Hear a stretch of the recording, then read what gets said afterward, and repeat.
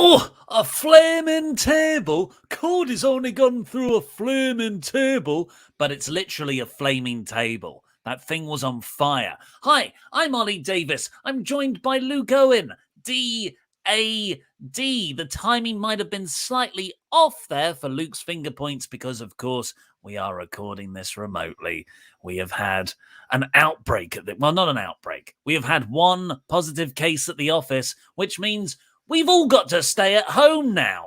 Yeah, until we get our negative tests. Our whole Christmas party is in jeopardy now. Like, everything may be cancelled at the WrestleTalk office. All of Ollie's plans he had to build furniture today, cancelled. The fun we had planned for next week, cancelled. The fun we had planned today, I had 2 PlayStation 4 controllers in the bag, ready for some 4-player speedrunner, cancelled. But best wishes to Andy Datson. Yeah, best wishes. Get well soon, Andy. It's not your fault you got COVID. It's not your fault. And nearly gave it to all of us. It's not your fault. Get well soon. Get well soon. This is the AEW Dynamite Review Podcast, which is sponsored by a beer. It certainly is. Beer52.com/WrestleTalk. Get yourself 10 free craft beers here on us at WrestleTalk. 10, 10, 10. All you got to do is pay for that sweet postage and packaging, £6.95, which, when you think about it, is a lower number than 10, which is the amount of craft beers you get in the box. UK viewers only. We're better than you, and we drink it. These are the last couple of shows to get this offer. It's this show, tomorrow, and SmackDown. It's the final week of Beer 52. So if you want to click that link, now is the time to be doing it. Especially for those Christmas presents.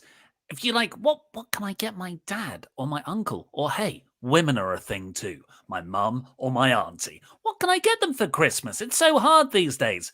A Beer 52 subscription.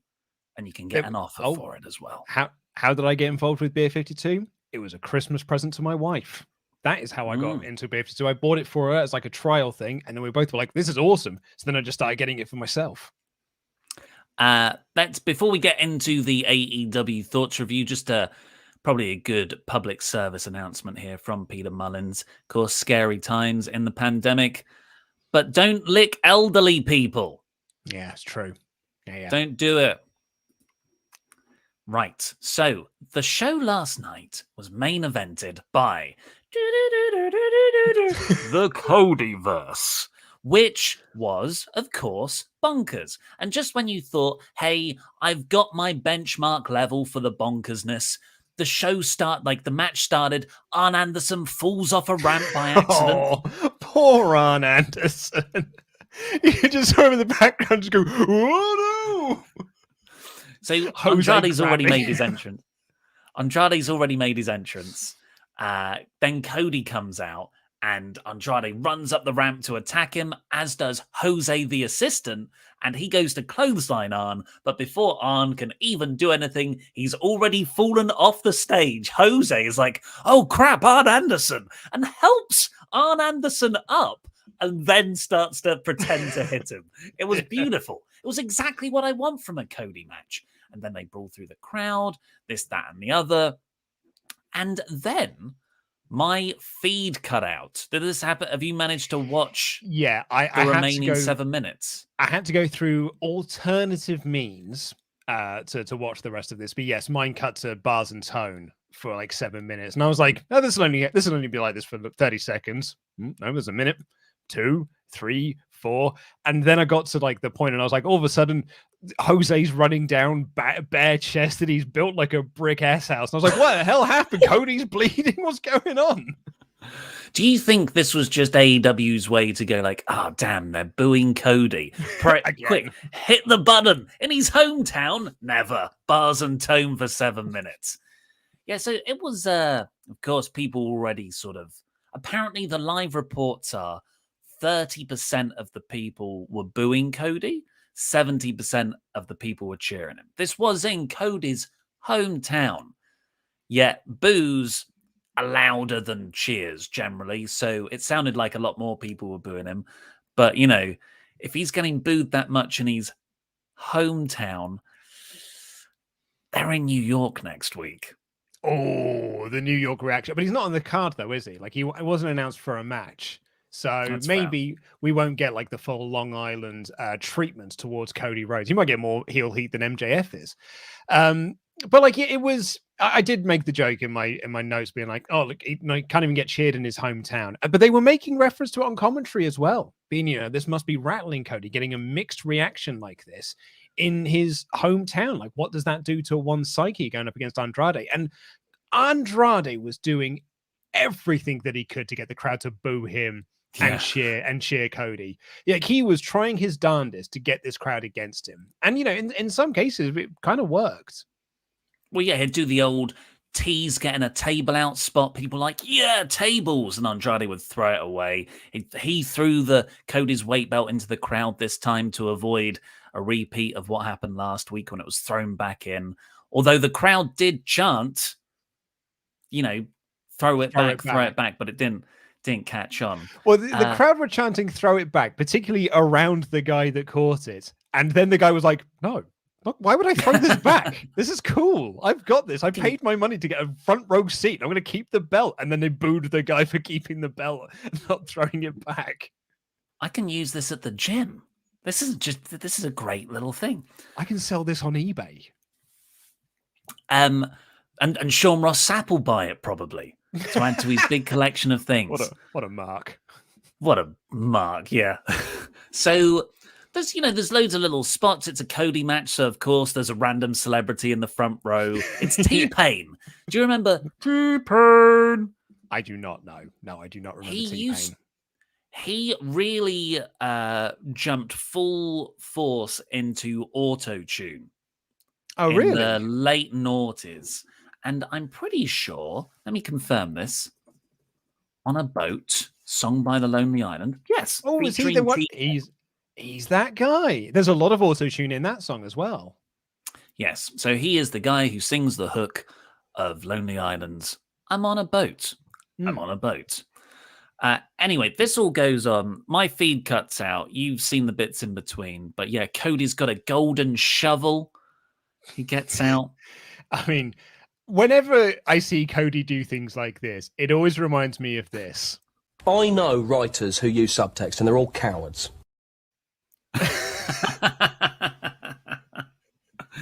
Great Garth Marenghi clip. Yeah, why beat around the bush? Why put layers under layers under layers under layers? Why have an iceberg when you can just have the full thing in clear view? I'm Cody. But then he does interviews and he says, it's not about Triple H. I'm doing my own thing. He literally, before the golden shovel, pulled out a sledgehammer.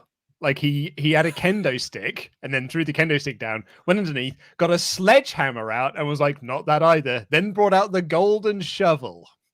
Hey guys, I don't put the stuff under the ring. I just put it out. This is an intentional. You don't read too much into this. Anyway, Jose runs out. He's buff as all heck. I did not recognize him. Why is he wearing a baggy suit? To hide the fact that he's buff, I guess. He might be one of the biggest guys in AEW. It's him and Billy Gunn. It's him, Billy Gunn, and John Silver. Yeah. And Andrade and Cody keep fighting. It's a really fun match. And they get up to the top rope and there's a table there and someone runs into the ring. They remove their mask. It's Brandy Rhodes. And she is booed out the building. Why was she disguised? For the reveal. But it wasn't really much of a reveal, was it? Because she literally got in the ring, then took the hood off. So it's not like she got in the ring, did a thing, and then she revealed that, oh, it was me all along, Austin. She got in the ring and was like, it's me, Austin. Now I've got to do my thing. I like the days when, 100 people just accompanied Cody out to ringside. And it was like this proper, I'm fighting from the Nightmare Family's corner. Yeah, just had Brandy out there all the time. Yeah, him, like there was Lee Johnson, MJF, I don't know, the other 1,000 people that are in the Nightmare Family. Yeah, that's right, yeah. Tommy Dreamer. Can't say that these days. Rosario Dawson. Yeah, you can't say that these days. But yeah, so it was a pop. Cody exists in his own booking match agenting island where you can just do superficial things. That completely goes against the way most the rest of the program goes. I don't care, though. I think it's good to have variety. And yeah, it was a reveal, whatever. But the crowd booed her. We can't, that is significant. She lights the table on fire. A lot of fire. Mm-hmm. Too A lot much of fire fire? on this one. No, not at all. No, I don't. Well, the table was gimmicks to have like the flame stuff on it because you could see there was like it was perfectly burnt, sort of an area of it on the table. And when you were watching this match, were you really distracted by Cody's back? I wasn't, but maybe, if I watched the 8 minutes that was missing from my feed, maybe I would have been. Well, I saw it before the fight feed went dead. And I saw it because they mentioned it on commentary. All of a sudden, they pointed out, like, oh, there's something on Cody's back. And they said, oh, it must be from the garbage when they were fighting in the crowd. Is it not the chip on his shoulder? Very good. And it looked like he had been sunbathing and then he forgot to put suntan lotion on. You all right there? Yeah, I was just doing the adjusting glasses visual gag. Suntan lotion.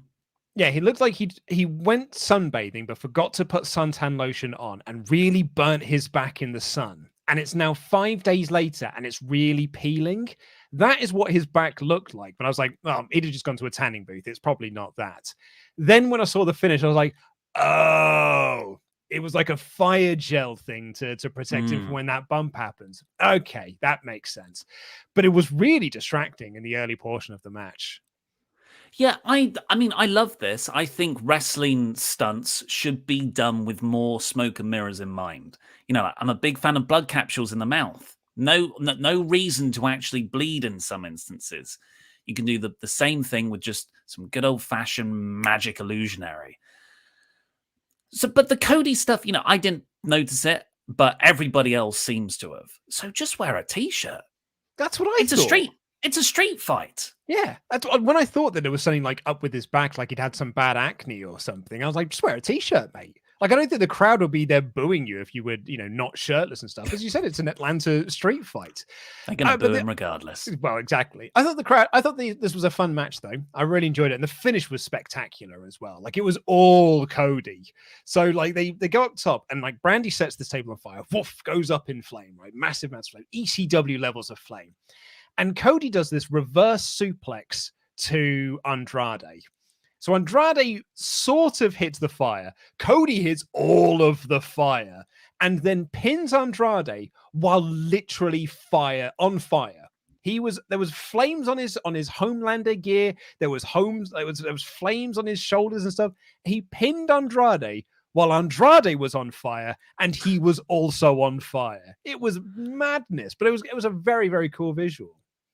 Yeah, definitely a cool visual and like massive props to Cody and Andrade. Like the story was that he wanted to do something bigger for his hometown of Atlanta than he did last time they were there, which was the Wardlow cage match. Well, and he hit that moon. Yeah, back in the good old days. And he hit that huge moonsault off the top of the cage. That's one of the scariest things he said he's ever done. He gets up there and he just hits that moonsault because he said if he stayed up there any longer and milked it for the crowd, he wouldn't have done it. Yeah. Because you can't rehearse that thing. You just get one and done. That's it, because if you rehearse it, then you get the fear and you know what it's like. So you're better off just going out and doing it. I thought it was a very cool visual. Like the table, I think probably could have been positioned slightly better, but I think that's massively nitpicking. I thought this was a really, really awesome way to end this show. But I thought it was a mostly very fun show. The crowd they're not into Cody. I don't think this babyface push thing is working. As a few people pointed out in the chat as well, I think apart from the fact that it's Atlanta, it's probably trying to get some cool visuals and stuff for Rose to the Top, because that's been renewed for its second season. You told me when we did the Raw review. But yeah, overall, I thought this was really, really cool. I thought it was a fun match with a really visually good finish. I just question I look at this match and I think, okay, Cody's really trying to kill himself to get the fans to cheer him. I don't think anything Cody does is going to get the fans to cheer him. Not even a flaming table. So if he's doing this, it's like, to what end? And I kind of feel for the guy. Well, I mean, he tried asking us politely to cheer him. He gave us his shoes. He teamed with all the super duper baby faces that everyone likes against the dastardly heels that everyone hates. He's gone through a flaming table. None of it's working. It's like, well, we'll just find the next thing that we'll do that'll make people like me. Maybe he'll just take some time off and just be nothing but Fuego too. That guy's good. You don't think this is building to the ultimate You People promo? I think it should do. And I don't, and I also think that Cody doing the You People promo, then going back on his word that he's never going to challenge for the title again, I think it'd be some really, really great, because that will get some awesome heel work as well. But going by the promos, the interviews that he's done, and the fact that they are doing Rose to the Top, I don't think it's happening anytime soon. I think he sees himself as like the big blue-eyed baby face of AEW. And he is to me. Let's see what the Omega chats have to say. WrestleTalk.com/support. Getting your Omega chats there. We'll read out every single one of them. Over $5 US. Ever the Villain says, to me, the Cody spot was horribly contrived and only served to get him over with the ooh, shiny things fans. This feud still serves no purpose, and we are flaming tables. Rare miss in my book for AEW. I think like you said earlier, and I think I totally buy with what Cody said. It was done for the Atlanta crowd. It felt like he had to one-up himself after the big spot he did last year. Ket, Triple H is living rent-free in Cody's head. It's not even funny. I don't like that he's taking shots at Triple H, considering Trips has had a rough few months. Seems like a dick move, if you ask me. I felt that a bit too, Ket. Like, is this the time to do such an obviously Triple H jab? Well, is it a jab at Triple H, or is it a jab at, or no, wait, it's the golden shovel. No, wait for it. Or is it fans? Is it a jab at fans saying he is the Triple H of AEW? No, do you know what I mean? Like it's not him being like Triple H is a dick. Like he did with the sledgehammer spot and the throne, which I believe Cody's also said was not a reference to Triple H. Nudge, nudge, wink, wink. I think this to me felt more like it was a knock at fans who say you are the Triple H of this promotion, and him being like, should I be the Triple H by getting the sledgehammer and the golden shovel out? No one's saying he's the Triple H though. They're saying he's the John Cena. Well, he's also in the position of power, so maybe people. I don't know. Maybe people are, maybe people are not. Maybe I'm reading too much into it. Maybe I'm coming to the defense of Cody unnecessarily. Why do subtext? Eric, it's for he's cowards. been a Memberg for 4 months. Another perfect Cody Zone match. Adam Weiss, Cody, Mr. Middle Entrance, is the because he comes out through the middle, doesn't he? I never thought of it like that. He's neither babyface nor heel. Is the dog rates of wrestling. Drama is never below 11 out of 10, and sometimes up to 15. I always enjoy it, whether I cheer or boo. Also, TBS title, Jade beats Red, Rosa and Ruby. To quote George Lucas, it's like poetry, it rhymes. Where's the rhyme? Alliteration. You're confusing rhymes with alliteration. Red, Rose and Ruby. We'll get to the TBS stuff because I don't want Jade Cargill to win. Kevin May. Good afternoon. My mate was at the show last night and said the reaction to Cody was 50-50. Plus, she said security made bloody sure that the belt was not going to be thrown back. Oh, jeez. On a different note, I'd love Wardlow to win the Diamond Ring next week. Oh, that's a bit of fun. Nice. Yeah, that's a bit of fun. The Human Godzilla. Cody has been working us with the Cody-verse the entire time, hasn't he? He never thought all of this was good. It's all the setup for a delusional heel. A few people in the chat as well are saying that the Triple H comparisons are on Twitter, so that might be why we've never really encountered them. And maybe I have been seeing it. It's on the Twitter machine. If this was a delusional heel storyline, I know AEW like their long-term booking, but it's a long one.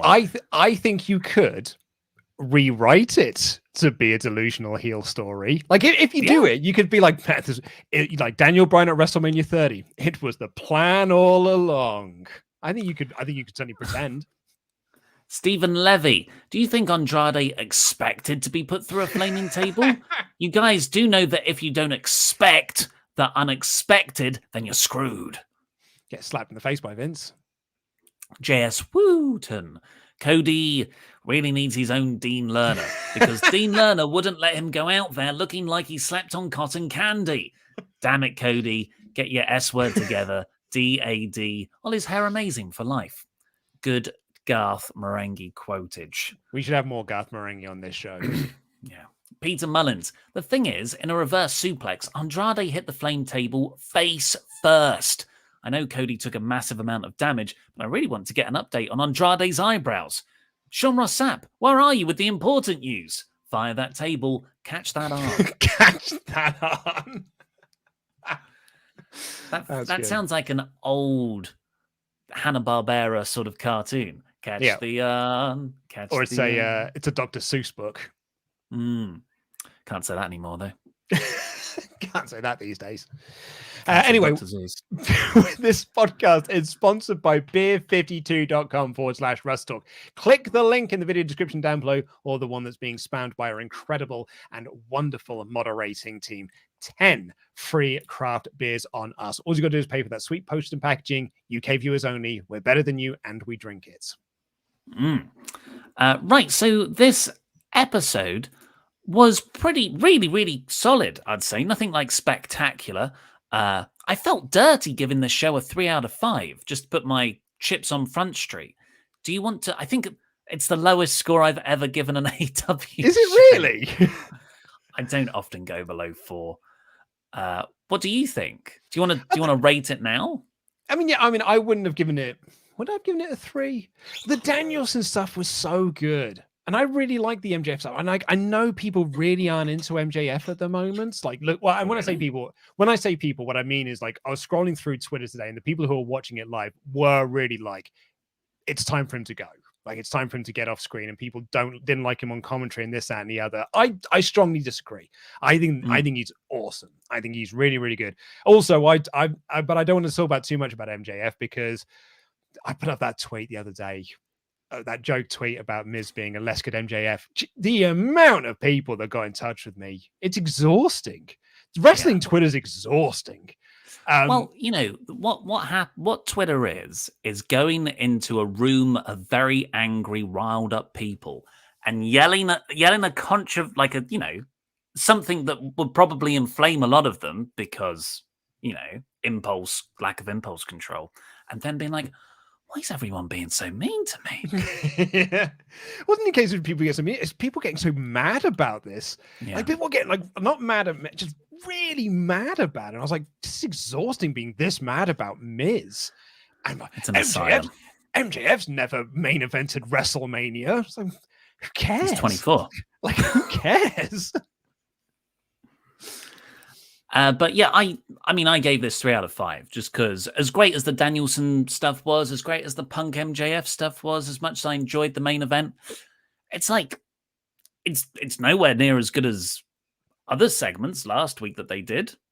So I think this is an average AEW show. It really is. I'm sticking with 4 though. Otherwise Tony Khan doesn't cash at me the money that I need to buy Christmas decorations. But as much I loved the opening, I loved the MJF and Punk stuff, and I loved Cody and Andrade. But I also absolutely loved Statlander versus Soho. That was easily my match of the night. And yeah, there was stuff in the middle that was like, not a whole great deal to say, but that's more than most shows will ever give you. So I'm sticking with 4. Well, the show started with Excalibur saying well wishes to JR, which was very nice. And then Bryan Danielson took on Alan Angels in Angels' hometown of Atlanta. And Hangman Page was on commentary. Because there was only a 2-man booth initially, you had this sort of revolving cast of wrestlers doing commentary on matches until it stabilized for the second hour and Taz took over.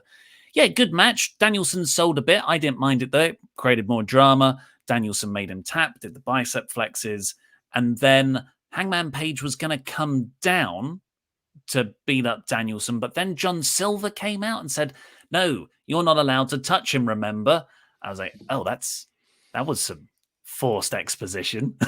If I was a betting man, I would probably wager that Tony Khan tweeted that out before the show and then has probably assumed Well, everyone follows me on Twitter, so everyone will already know this storyline going into the show, and I don't, and so I didn't.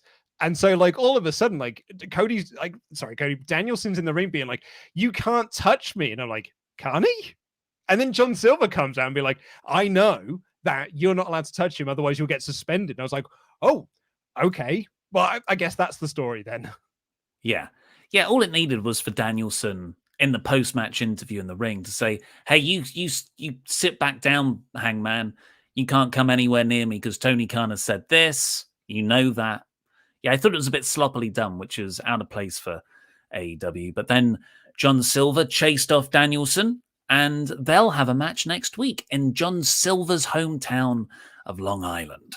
And then in 2 weeks' time, at Winter is Coming, it's Danielson versus Wangman.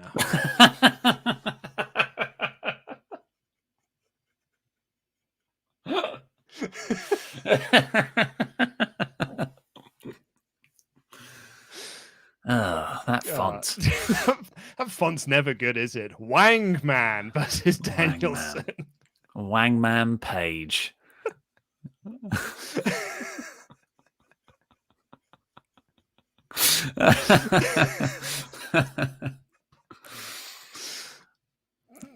You've ruined him. You've ruined him for me now. Sorry. Best baby face in a decade. It's not my fault. They called him Wangman in the graphic. That's got to be on his name bar next week. Wangman Adam Page. Or be on BC or something. Well, Winter is Coming. Title match. Page is Wangman's first title defense. And last year we got a title change on this show. I know. Well, I mean, I nearly suggested that's what we do as the title this week. Does Danielson win? Oh, we'll have to find out. I'm really looking forward to Silver versus Danielson, though. That'll be fun. Miro is trapped in Janice's mind from The Good Place next. You had a much better version of this. I wrote down in my notes, he's in that bit in the Matrix when they're waiting for the guns to appear. Yeah, so Miro is just in this white expanse and he's walking around, he's being intercut. It's very well done, actually. It's sort of given the impression, without saying it, that he is in purgatory, which plays heavily into his whole God Redeemer-like gimmick. But yeah, come back, please, Miro. I've missed you. After that, we got CM Punk versus Lee Moriarty with MJF on commentary this time. And it went a long time. Like, the Danielson match was pretty, I was never in doubt that Danielson was going to win, and it was over within 5-7 minutes. The Punk Moriarty match, Moriarty took like above 80%, and it went on 10-12 minutes. Did you see Punk's title bar when he was coming down to the ring? Won an 11-minute match against QT Marshall on last week's Dynamite. Like, they made reference. They only ever do that when it's short matches. So they were letting you, the viewer, know it took him 11 minutes to beat QT Marshall last week. And in case you hadn't quite got that that's the storyline they were telling, MJF was there on commentary to hammer home the point. Yeah, but what did you think of this story? Because, we've spoken about, this is the story before. Punk has ring rust. He's sort of unsteady on his own feet, and he admitted that himself last week. But this week, it was made really, really clear by MJF that Punk should be beating these people in minutes. Yeah. But Punk, realistically, behind the scenes, wants to help get over these guys and has crafted a story where he can go long because he's not as good in the ring as he used to be. Well, he's taken 7 years off. Ring rust is a thing. I think it's really good. What I love about this is that they've been doing this since day one of Punk coming in, but it's only like they were sowing those seeds, and those seeds are now becoming plants. And I think that's a really, really nice touch. And I think MJF is the perfect foil for that as well. But particularly as well because they kept mentioning on commentary, he's wrestled more matches than you this year, MJF. And MJF was like, I don't need to. Like, when I wrestle, it's money. Like, it's a special deal when I wrestle. I'm not like PG Punk up there, who was desperate for the spotlight and desperate to prove that he can go when he can't. And I think that either MJF was doing really, really great stuff on commentary. Yeah, I really liked it as well. And I liked the match. Like, at first I was a bit like, what's going on here? I don't like it. I want Punk to just win. Because with the QT Marshall match, that was quite decisively going to be Punk, but, it just took a while to beat him. This one, I felt like Moriarty was getting too much. But then by the end of the match, I was like, actually, this is a really nice little narrative. Punk just kind of, you could say it was a veteran move. You could say it was a lucky move. Just hit a GTS and won. Yeah, I thought Moriarty looked really, really great in this match. He is something special, actually. I think we've got our award ceremony, award ceremony. We've got the WrestleTalk Awards shows coming up later on this month. We've got the form going out to all of our website writers, the on-screen team, the editors, and everyone in between, as well as the extended WrestleTalk universe. And we have got the breakout star of 2022. I'm expecting quite a few votes for Moriarty in there because I think it's going to be a big deal next year. For me, it was Garcia, Martin, who's kind of already broken out, let's be honest, or Moriarty. I went Garcia, though. Yeah. Or if you're Andy Datson, Bianca Belair. Got the year wrong. Hey, come on. Let's be nice to the guy. I know. So just a slight tangent.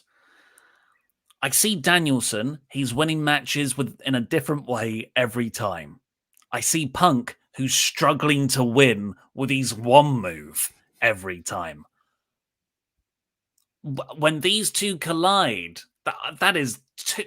it's the unstoppable force versus like the jittery the train. Jittery object. What a story!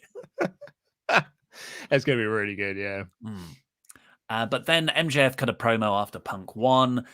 Said some great lines like Punk is only good these days at trying to get into Britt Baker's bedroom. MJF said he's the spark to a flame that Punk hasn't had since 2011. And then said he's going to kill his dog.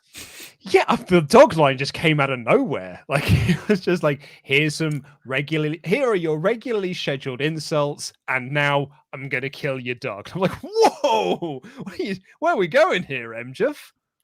And that was when Punk, got out of the ring. I was like, hey, don't say that about my dog, man. I love my dog.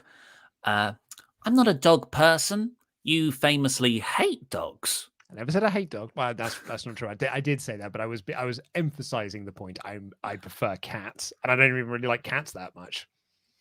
I'm a hard cat guy. But have you been watching Selling Sunset on Netflix? No, I've not. Well, I've got You're a kid. aware of this show? I'm not even aware of this show. I've got a kid. I'm watching Great British Menu from earlier this year. It was the lockdown rage last year. It's in LA. It's a load of sort of plastic surgery men and women who go out and sell very expensive houses and have real life dramas behind the scenes. This show sounds awful. I hate it so much. Season 4 out last week, #1 in the UK. I watched an episode where they had a full-on serious birthday party for their dogs.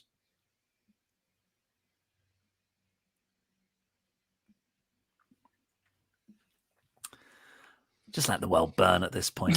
Restart it in the metaverse. Do you know what?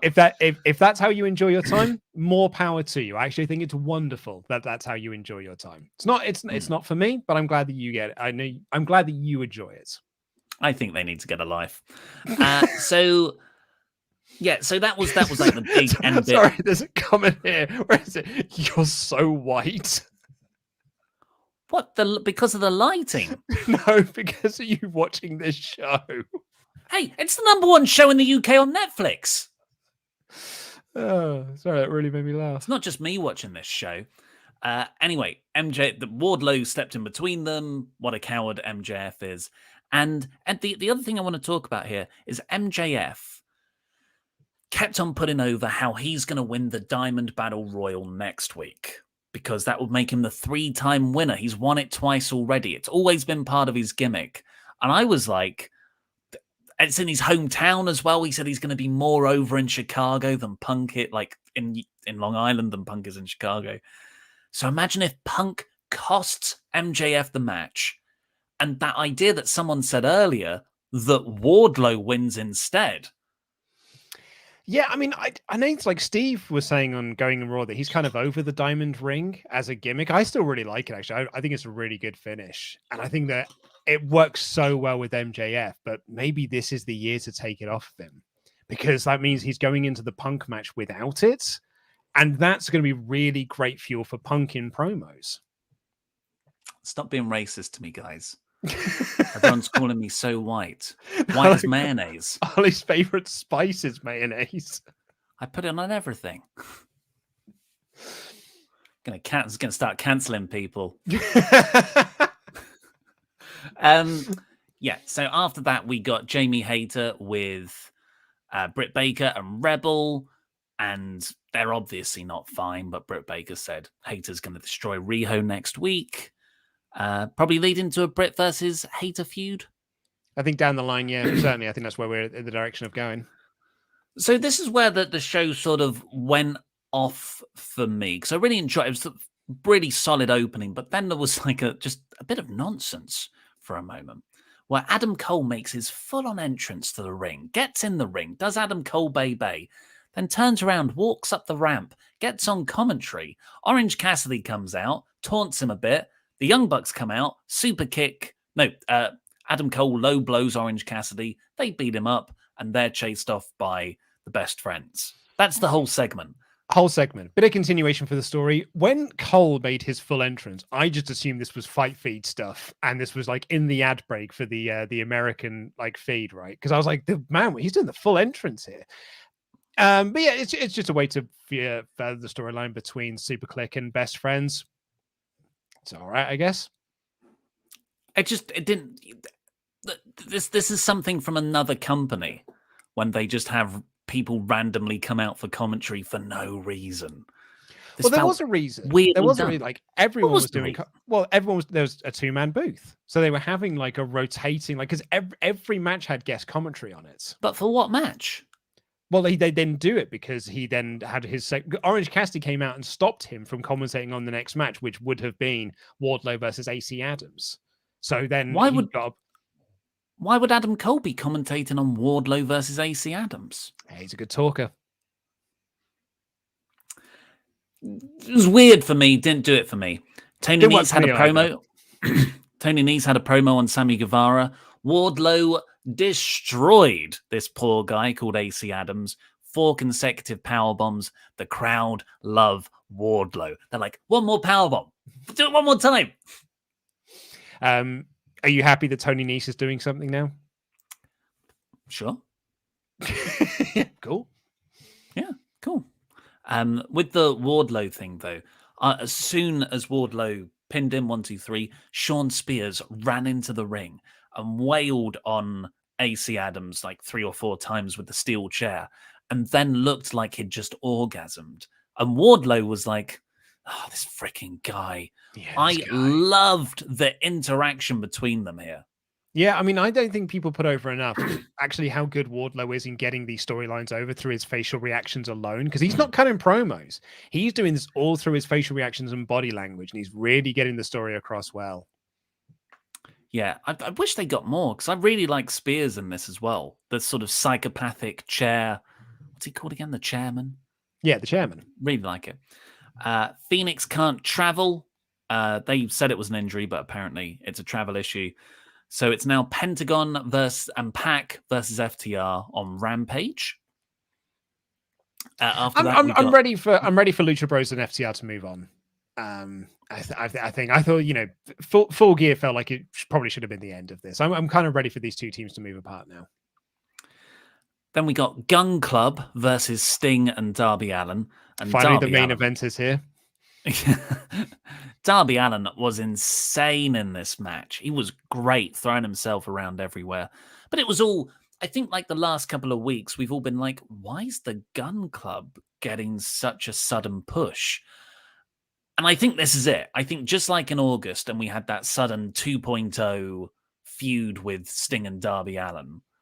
And it was just a thing to build up a one-off TV Sting match. And this one was more important because it was in the old WCW territory of Atlanta. Yeah, we're in Hotlanta, one of Sting's big home bases. This was really good fun, actually. I love watching Sting and Darby tag matches.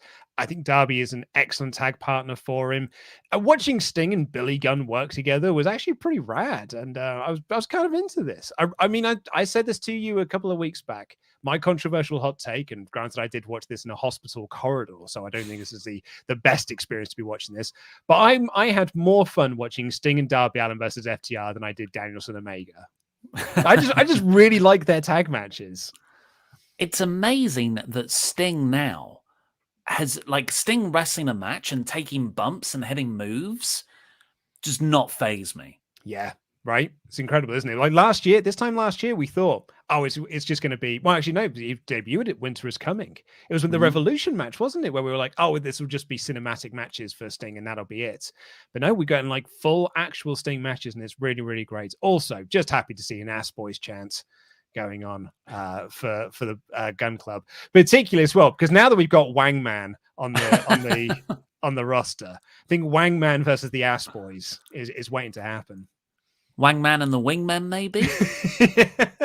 Once he's done with Dark Order, he can team up with Ryan Nemeth, JD Drake, and the other one, Peter Avalon, Pete Avalon, and tall guy, Caesar Bononi. Oh yeah, that's it.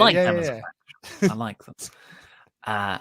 Jericho was cutting a promo backstage, but he was jumped by Garcia and 2.0.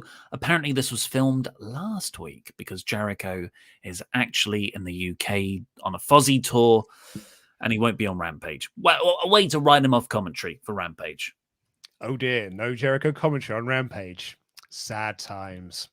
I like the show better when Jericho's commentary. I like the show better when it's not him on commentary.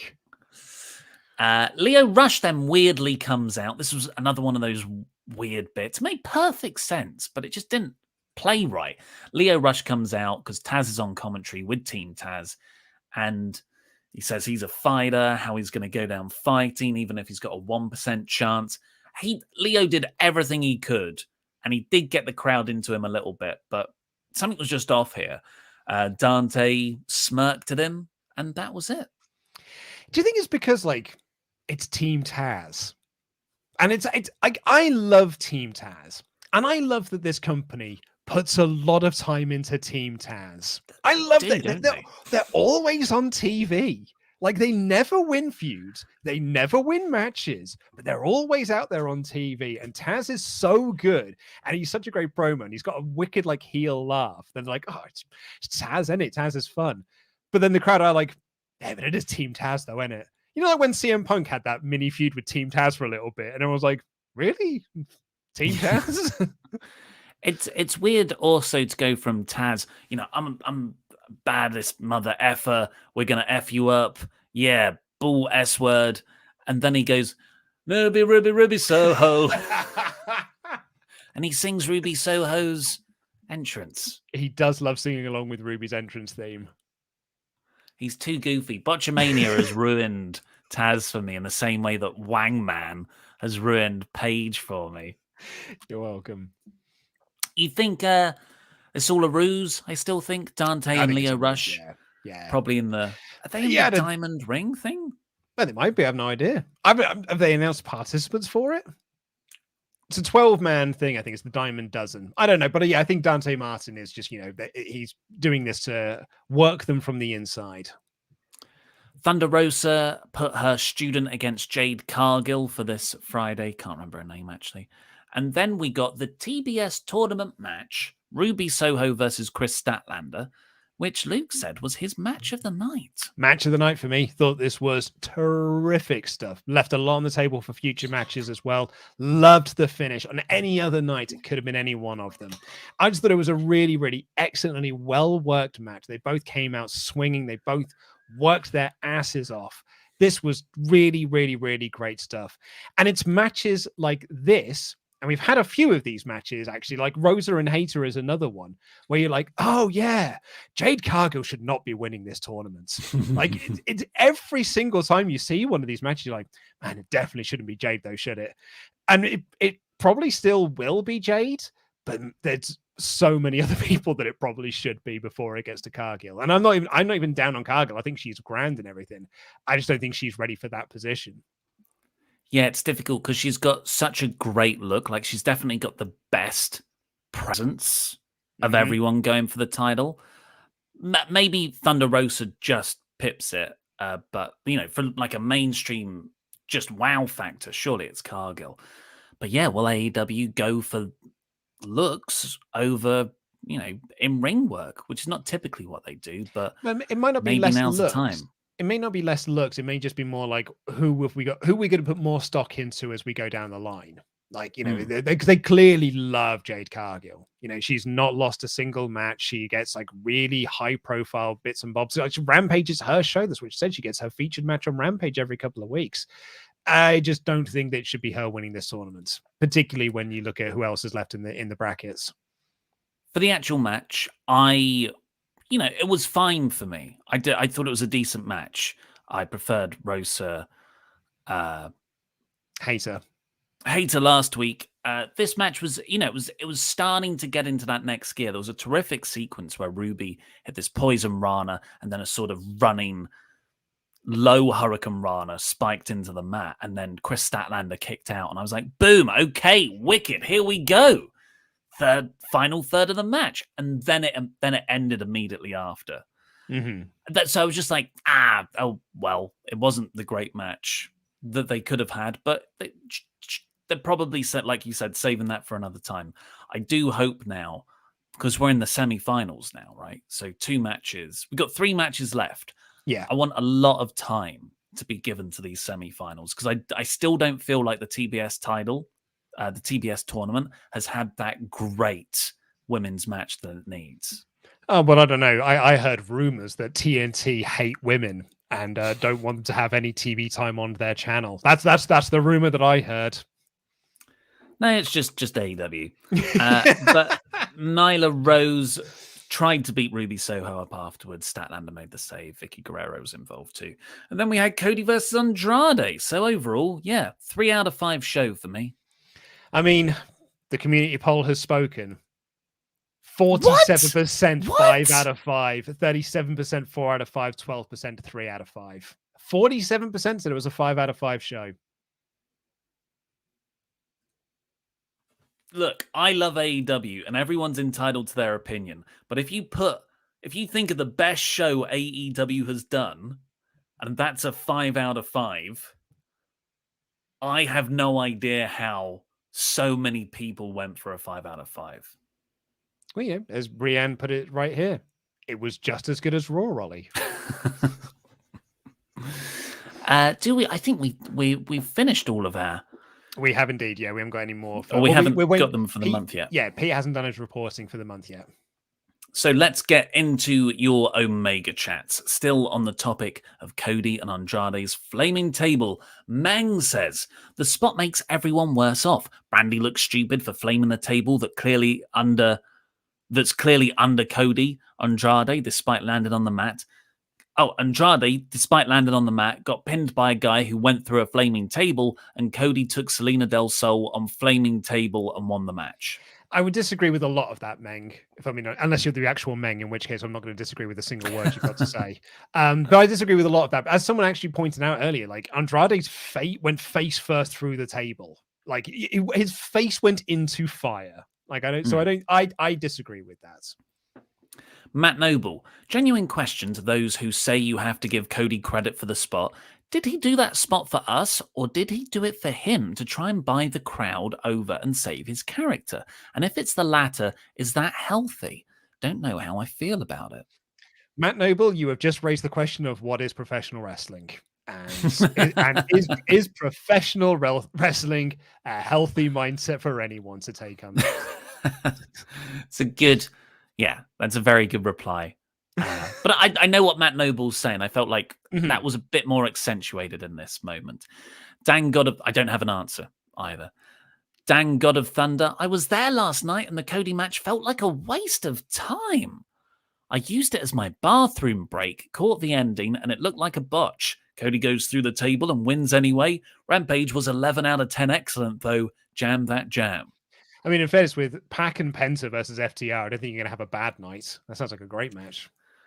Riot DR, I once from the top rope reverse suplexed Andrade through a table on fire. Not the table, I was on fire. Statham from Spy reference. Who's referencing Spy? I was going to say, right, yeah, I think you're the only person who would understand that reference.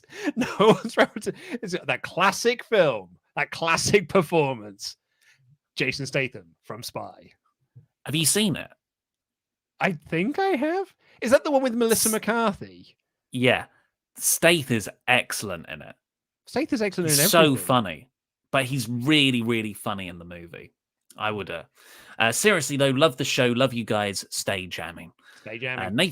Nathan Barnes. I'm honestly astounded at this point that you boys can't see that Cody isn't trying to get cheered and is clearly playing a delusional heel. The character wants the crowd to love him as a hero, and the harder he tries, the more of a villain he becomes. I think that's you putting that on it, Nathan, as opposed to that is what is actually happening. I think what you're actually seeing is Cody wants to be cheered and isn't getting cheered. It's not, and that's not like a character decision. That is just Cody the man wants to be cheered and is not.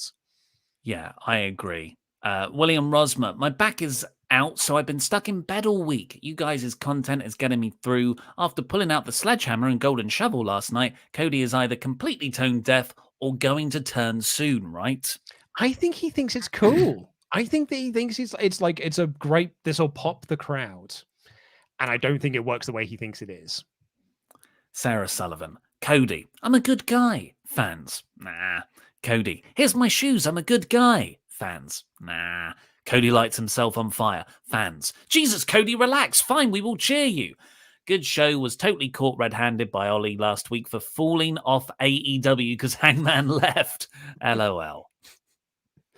Nicholas Wong said, I don't like...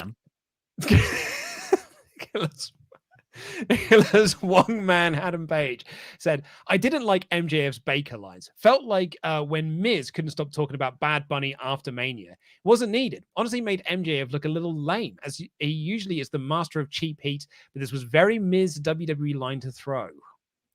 Oh, I disagree. I thought it was really good. Yeah. I actually thought the Baker thing was really good. I think, a few people said like it's good. I think he did something with Baker's jacket or something last week, and I think it's just Punk's a big mark for her. So I think it just really works. Sadie Deeganhausen said, "Hi boys, long time no chats. Look, I'd like to know some of the people who want MJF to leave. I just want to chat and throw hands. I'm sorry, but did y'all hear MJF call his mum?" There's a censored word, so I don't know what he actually called her. In the pick and pick, Tony sounded uncomfy. Still love him though. XOXO, bye. He did call her something during the fight feed during commentary. Oh, what did he call her? MJF has a feud with his own mum. He's called her like a slut or something in another interview. I remember.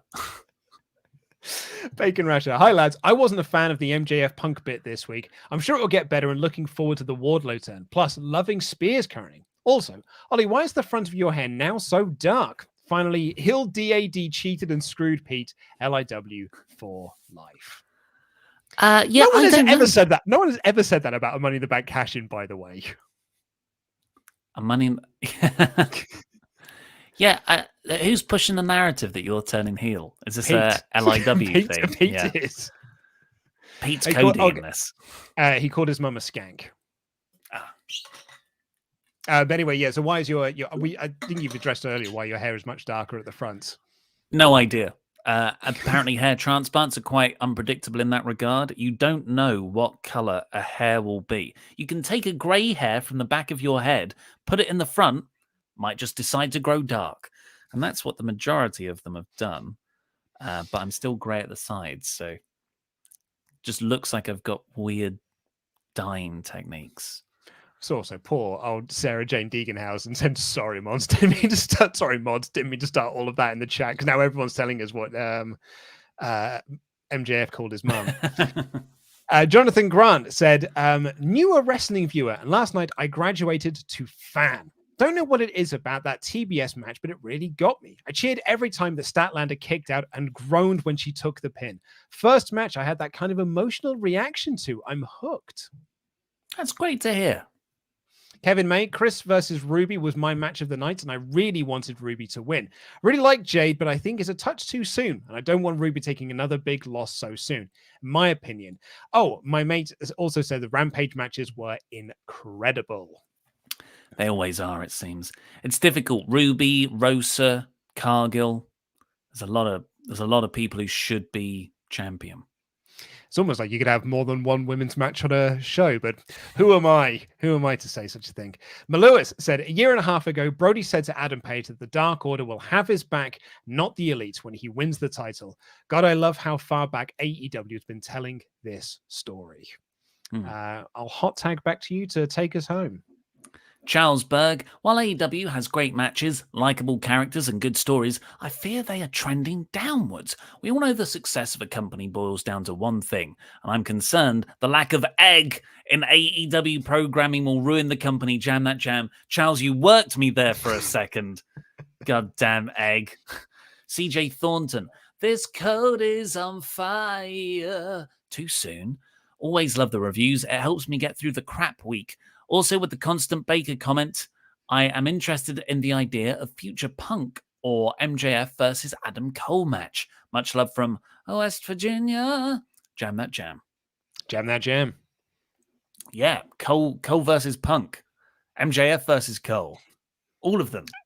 I'm excited for all of it. Nate S. I thought Miro was trapped in the YouTube algorithm. Miro to WrestleTalk confirmed. Good back reference. That's a deep cut.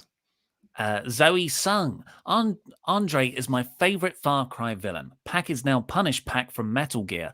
Ollie reading what DMD means on Urban Dictionary had me snort giggling again. Also, forums used to have flame wars and Luke misses them. That's wild. Also, Ollie, Ruby will win and get the 2002 Shawn Michaels confetti. I was like 4 in 2002. RVD is the reason I liked wrestling.